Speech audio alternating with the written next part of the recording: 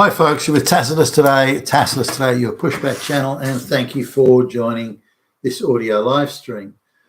In this essay, I'd like to talk about this is a young woman who's only a few years younger than me, really, but I first met her 35 years ago in the office of a politician. She was like I don't know, just a fetch and carry flunky. In her early 20s then. I'd have been 26 or something. She'd have been like 22, 23. She was, again, just a fetch and carry flunky, just a nobody. The politician was a leftist politician who were very much caught up in, the green energy side of things. I didn't think much of him. I thought he was a bit of a moron, really. Quite pleasant, I guess, and could be charming when he wanted to. And we're involved in some work that happened to indirectly involve his office. So that's how I sort of got to talk to him. Anyway, she was there when I went. Now she was your classic snotty little sort of uni kid, feminist, filled with, even back then, filled with feminist nonsense.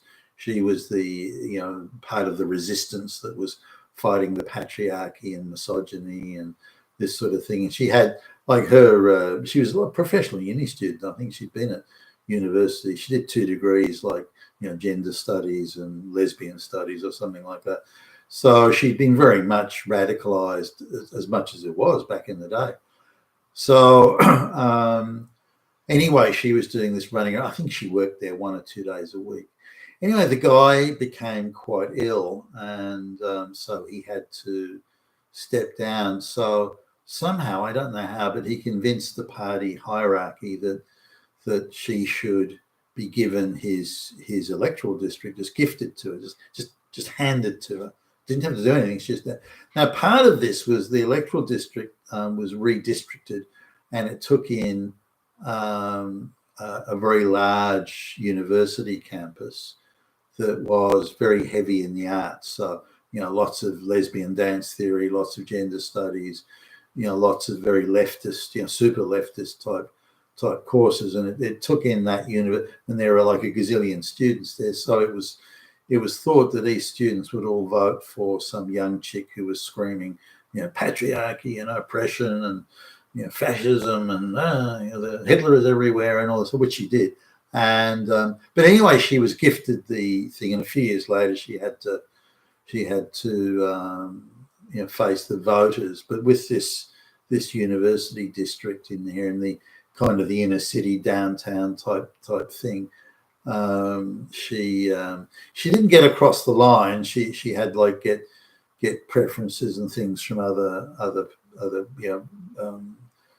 politicians that were competing for that district, so she didn't sort of win outright, but nonetheless she got enough to fall over the line. But so she was able to. Now, fast forward a few years, I was in the federal parliament again, doing some other business with some colleagues, and she was in this party, and they were calling a vote in the parliamentary chamber. And the party was, I think it was all women except for a gay guy. So it was all women. And when the thing was, they all filed out, as if they were the resistance, these snotty bimbos with their noses in the air, bristling with attitude. And they all in single file, all sort of looking like, again, we're the resistance fighting the patriarchy. Every time she opened her mouth, she came across to me as an idiot. Every time she was on TV and so on. The leftist media ran cover and protection for her just nonstop. And, they could have exposed her as just a complete fucking idiot bimbo, who shouldn't have been hired to clean the toilets. But instead, when she lost her position, parliamentary position, thank God, and I thought that would be, we're not going to see any more of her.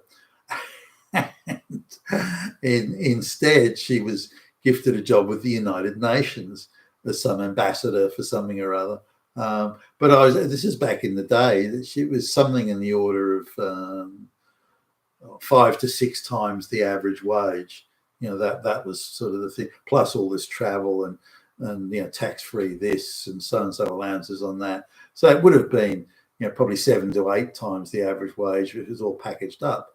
So here's this low IQ moron gender studies, fucking low IQ bimbo who's gone from it's been gifted a well-paid position, a prestigious well-paid position, and then gets gifted another prestigious well-paid. So anyway, I hadn't sort of come across her for years. I hadn't really taken any notice.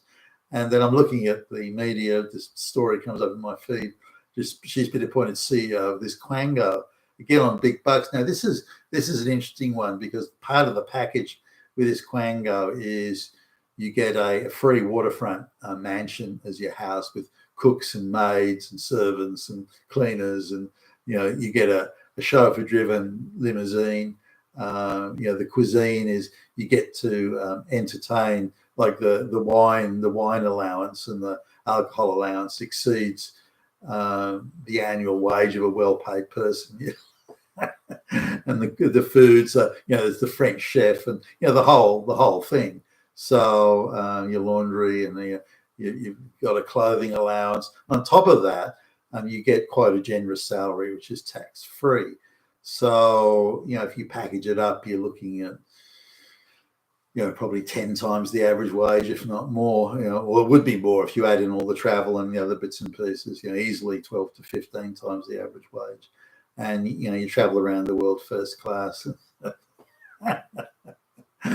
So this has got to be one of the coziest gigs in the whole universe. Anyway, this is what she's got. So I was interested to see that someone so undeserving and so stupid and moronic would actually be in such a prestigious, well-paid position. So I went back to look at the jobs she's been gifted. None of these jobs could she have won on any form of merit. But it shows that, to me, at least, the extent to which standards have been lowered, all to create this so-called nirvana of equity and equality. So she was hired by one of the big banks to be an ambassador for women, and to say how evil men were, and again the patriarchy and misogyny, and she's going to. And then her most recent thing is again, we've got to defeat the patriarchy, and misogyny is no place in our society. And she's still fucking doing it. Talk about a one-trick pony, but that's. I remember meeting her thinking, "You are such a fucking moron," and I was again about her age, give or take. So she's just gone from one very well-paying, prestigious job after another, none of which she's earned, none of which she's built, created or accomplished anything. She's just been a bimbo, girly, feminist mouthpiece and being paid very, very well for it. Now, her net worth is well over $10 million. And this is for someone who, when I met her, was a part-time, 1 or 2 days a week fetch and carry flunky. And look at her now. But to me, this just illustrates how far the Western world has fallen. In a real world of serious people, that could never happen. That could never happen. But it is happening, and it's happening, on a widespread basis, which to me is absolute proof positive of how far the West has fallen. To be able to attach to us today, your Pushback Channel, and thank you for listening.